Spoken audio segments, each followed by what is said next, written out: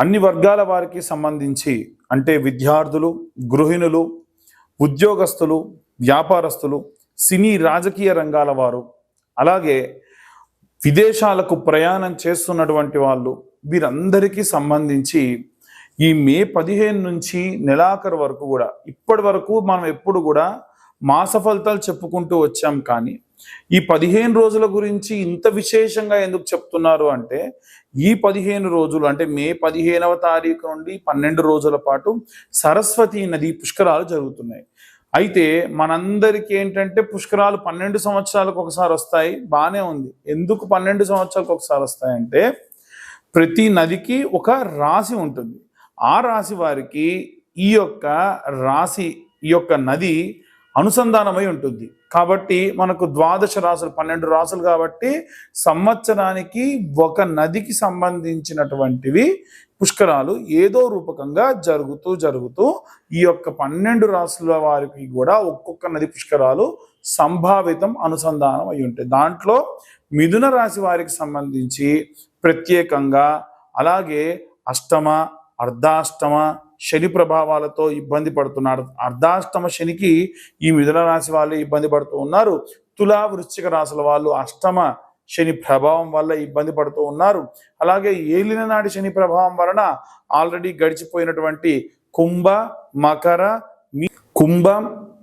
మకర, మీన రాశుల వారు ఇలా ఇబ్బంది పడుతూ ఉన్నారు. అలాగే మేషరాశి వారికి ఈ యొక్క ఏలినాటి శని ప్రభావం రాబోతుంది. కాబట్టి ఈ శనిగ్రహ ప్రభావం వలన ఇబ్బందులు పడుతూ ఉన్నారు. అలాగే ఈ సరస్వతి పుష్కరాలలో ఎందుకండి మేము సరస్వతి పుష్కరాలు ఏ పుష్కరానికైనా వెళ్ళి ఎందుకు చేయాలి అని అడిగితే, సరస్వతీదేవి పుష్కరాలే కాదండి, ఏ పుష్కరాల్లో అయినా సరే మన పితృదేవతలకు ఏమైనా తర్పణాలు విడిచిపెట్టినా, పిండ ప్రదానాలు చేసినా, ప్రత్యేకంగా పితృదోషాలుంటే అవన్నీ కూడా పోతాయి. ఏమవుతుంది పితృదోషాలుంటే?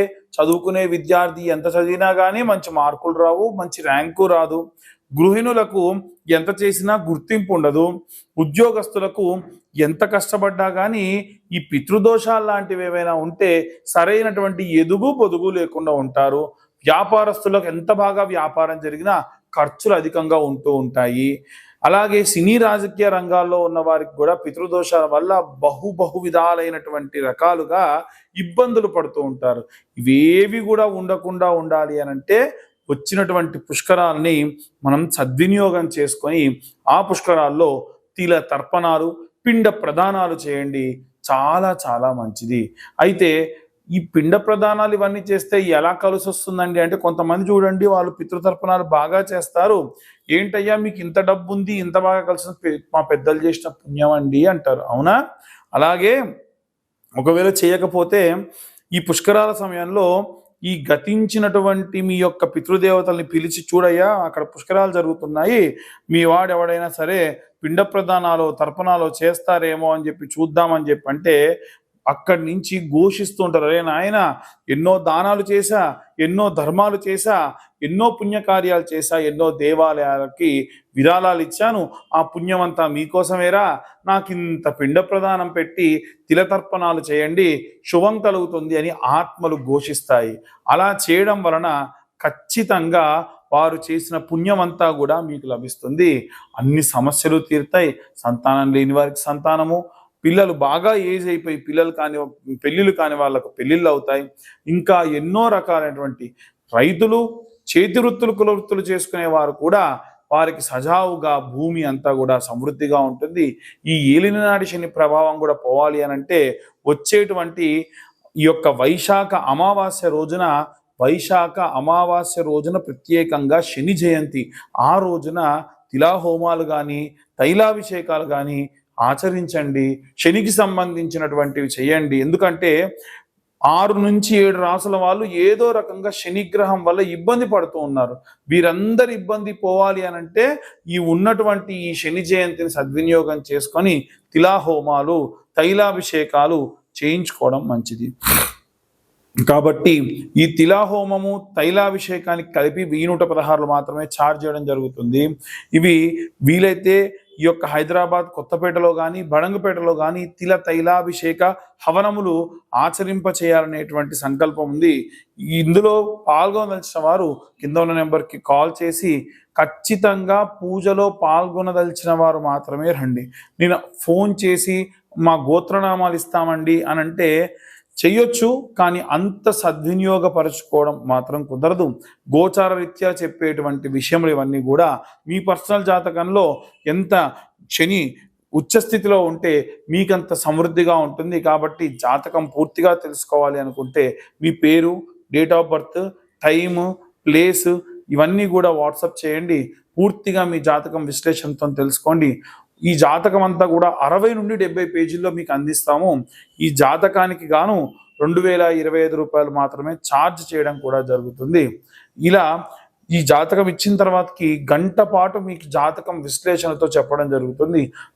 మా యొక్క డేట్ ఆఫ్ బర్త్ టైం లేదండి అనుకునే వాళ్ళు ఎటువంటి డబ్బు వృధా చేయకండి. మేము ఇప్పుడు చెప్పేటువంటి ఈ గోచార రీత్యా చెప్పే రెమెడీస్ అన్నీ కూడా మీకు చాలా చాలా చాలా బాగా ఉపయోగపడతాయి. సర్వే జన సుఖినో భవంతు. స్వస్తి. శ్రీమాత్రే నమః. శ్రీ గురుభ్యో నమః.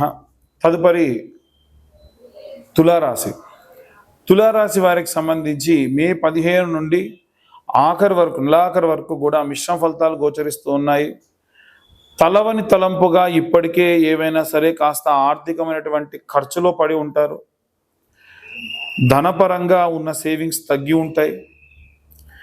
ఈ 15 రోజులలో సరస్వతీదేవి పుష్కరాలు, ఈ పుష్కరాలు పూర్తయిన వెంటనే ఈ యొక్క వైశాఖ అమావాస్య నాడు శని జయంతి కూడా ఉంది. కాబట్టి ఈ 15 రోజులు కూడా చాలా చాలా విశేషమైనటువంటి విషయములు. కాబట్టి వీలైనంత వరకు ఈ 15 రోజులలో సరస్వతీదేవి పుష్కరాలు జరుగుతున్నప్పుడు పుష్కర స్నానం ఆచరించండి. అలాగే వీలైతే ఈ యొక్క శని జయంతి నాడు తిల తైల అభిషేకం కూడా చేయించుకోండి. విశేష సత్ఫలితాలు పొందుతారు. అయితే వీరికి ముఖ్యంగా ఆరోగ్య సమస్యలన్నీ కూడా తీరి ఉపశమన కాలం అని చెప్పొచ్చు. అంతకు మునుపు ఉన్నటువంటి ఒత్తిడి, మానసికమైనటువంటి ఆందోళన తగ్గుతుంది. మనం ఇప్పటికే చాలా ఆందోళన, చాలా ఒత్తిడిని ఫేస్ చేసి ఉన్నాము. ఇప్పుడు చేసేటువంటి పనుల గురించి కంగారు పడాల్సిన అవసరం లేదని ప్రాపర్గా సెగ్రిగేట్ చేస్తూ పనులన్నీ కూడా ముందుకు సాగిస్తారు. అనుకున్న పనులు కాస్త ఆలస్యమైన సజావుగా సాగుతాయి. భూక్రయ విక్రయ సంబంధిత విషయాల్లో కాస్త ఇబ్బంది కలిగిన సక్సెస్ఫుల్గా పూర్తవుతుంది. అనుకోని విధంగా వీరికి ఎక్కడి నుంచో రావాల్సినటువంటి ధనం కూడా వస్తుంది. ముఖ్యంగా తులారాశి వారికి సంబంధించి దీపారాధన చేయాలి అనంటే నిత్యము కూడా వీరు సంపెంగ నూనెతోని దీపారాధన చేయండి. ఇంకా వీలైతే తెల్లటి ఒత్తులతోనే సంపెంగ నూనెతో దీపారాధన చేయండి. అలాగే కింద బియ్యం కానీ లేదా నల్ల నువ్వులు కాకుండా తెల్ల నువ్వులు వేసి, బియ్యము నువ్వులు వేసి దానిపైన దీపం పెట్టండి. ఆ నువ్వులు బియ్యము దీపం కొండెక్కిన తర్వాతకి కూడా వాడవచ్చు, కంగారేం లేదు. దాంట్లో మాత్రం ఆ బియ్యంలో మాత్రం నూనె ఒలకకుండా చూసుకుని, ఒలికితే పనికిరాదు. ఒత్తికున్నటువంటి కాడ ఏదైనా నల్లగా వచ్చి పడ్డా కానీ పనికిరాదు. అలాగే వీరు ఏ మంత్రాన్ని చదవాలి అంటే లక్ష్మీనారసింహస్వామి యొక్క మంత్రపఠనం చేయడం మంచిది. ఓం ఉగ్రం వీరం మహావిష్ణుం జ్వలంతం సర్వతోముఖం నృసింహం భీషణం భద్రం మృత్యోర్మృత్యుం ఇమామ్యహం. అలాగే వీలైతే ఈ లక్ష్మీనారసింహస్వామికి సంబంధించి ఇస్కాన్ వాళ్ళకు సంబంధించి ఒక మంత్రం ఉందండి. అది సాధారణంగా అంతకు ముందే ఉన్న మంత్రం. ఇస్కాన్ వాళ్ళు ప్లే చేసేటువంటి మంత్రం ఉంటుంది. ఓం నమో భగవతే నరసింహాయ నమస్తే జస్తేజసే ఆవిరావిర్భవ. ఆ మంత్రాన్ని డైలీ ఒకసారి వినండి. చాలా చాలా శక్తిని, రక్షణని కూడా ఇస్తుంది.